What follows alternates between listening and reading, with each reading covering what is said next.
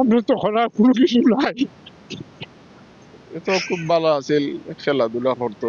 পরিবারের অবস্থা খুব খারাপ, আর্থিক অবস্থা অসচ্ছল হওয়ায় মনে করেন যে ওইখানে যাইতে বাধ্য হয়েছে, বা ইচ্ছা হয়েছে যে আমি যদি ভালো জায়গায় যাই তো ফ্যামিলিটারে সচ্ছল করা যাবে, এর লাগি এই পথে যাইতে বাধ্য হয়েছে।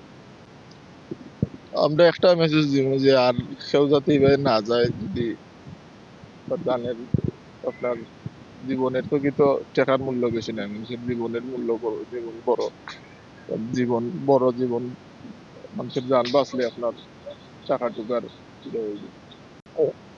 আজ দিছি একটা, কাল দিছি একটা, খালি দেরাম দেরাম দেরাম। প্রথম কত কদিন আগে হইতে একটা গেম গিয়ে উঠছে, তোমার নাইম গিয়ে উঠে গেছে, পরে দেখি এই গেমে নাই।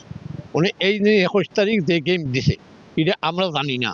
21 তারিখ রাত্রে 10টার সময় গেম দিছে, গেম দেওয়া তারপরে বাদে বুধবারে কইছে নাইম গিয়ে উঠে গেছে, সকল গিয়া উঠে গেছে, এখানে তারা রিসিভ করে দিছে। আমি বিশ্বাস করছি না, আমি হয়েছি না আমার ছেলের না হওয়া পর্যন্ত, ফোন না হওয়া পর্যন্ত বা মোবাইলে যে হে জোর দিয়ে তারপরে আমরা বিশ্বাস করতাম। তো হইয়া রয়েছি।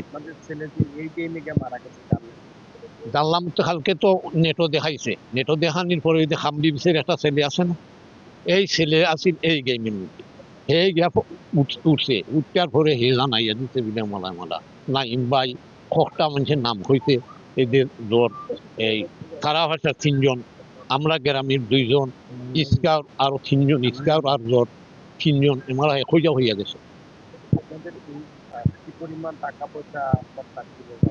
আমার কন্ট্যাক্ট ছিল 13,000, কিন্তু আমার 16-17,000, 13 লাখ, আমরা 16-17 লাখ আমার খরচ হই। বুঝলি, সব সময় দিছি তারে খানি বাবতিটা চাইলে দিচ্ছি, দেওয়ার পরে আমার মনে হয় এখন 16 লাখ বা 17 লাখ টাকা হয়েছে।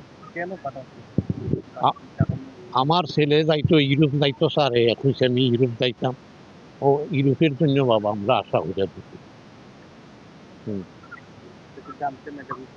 না এটা তো আমরা জানতাম না, কইছে বড় বউটি দিব, কইছে 1 সপ্তাহের ভিতরে বড় বউটি আমি ফাটাইয়া দিব। বউটো আমরা দেখাইছে, আমার ছেলেও দেখাইছে ও বউটি যাইব, কিন্তু এই বউটি দিছেন না, দিয়ে মালা করছে। আপনার লোকে খুব চালাকি হতে কি আমরা চাই, উনি কি চাইতাম আপনারা জানেন, আমরা কোনটা কথা, আমরা তো করার কোনো কিছু নাই।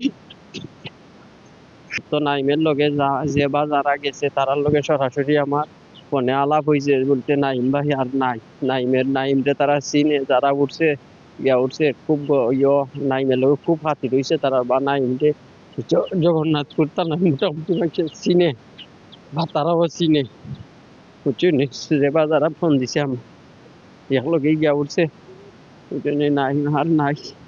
আর আমি চাই ও দালালের দৃষ্টান্তমূলক শাস্তি হোক, যাতে আর এইরকম কারোর সাথে এরকম কোনো ঘটনা না হোক।